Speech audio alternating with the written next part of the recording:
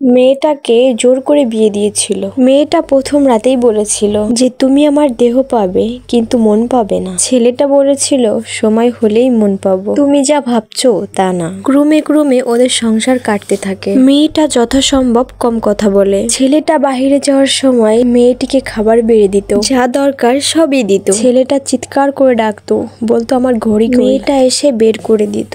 বড্ড অপরিষ্কার ছেলেটা, কাপড় চোপড় ময়লা হয়ে থাকে, পরিষ্কার করে না। মেয়েটা পরিষ্কার করে তুলে রাখছে। ছেলেটার জিনিস এখানে ওখানে রাখতো, মেয়েটা তুলে রাখতো। কয়েক মাস পর বাপের বাড়ি এসে মেয়েটার আর সময় কাটে না, জানি কি করছে। নিশ্চয়ই চা বানিয়ে গ্যাস বন্ধ করেনি। একটা ভয়ঙ্কর কিছু হয়ে যাবে। মনের মাঝে নানা কল্পনা আর ভাবনা। মেয়েটা ফোন দেয়, গ্যাস চেক করো তো। ছেলেটা গ্যাস চেক করে জানায় বন্ধ আছে। এরপর মায়ের সাথে গল্প করতে করতে খেয়াল করে অজান্তেই ছেলেটার কথা বারবার ঘুরে ফিরে বলছে, তোমার জামাই এটা খেতে পছন্দ করে, তোমার জামাই এটা একদমই পছন্দ করে না, ইত্যাদি ইত্যাদি। ছেলেটা কি খাবার গরম করছে? সবটা একেবারেই নিশ্চয়ই গরম করেছে। মেয়েটা আবার ফোন দেয়, ছেলেটা রিসিভ করে। মেয়েটার চিন্তা হয়, মিনিট খানিক বাদে আবার ফোন দেয়, আবার দেয়। মেয়েটার চোখ দিয়ে পানি পড়তে থাকে। মাকে গিয়ে বলে তোমার জামাই ফোন ধরছে। আবার ছুটে এসে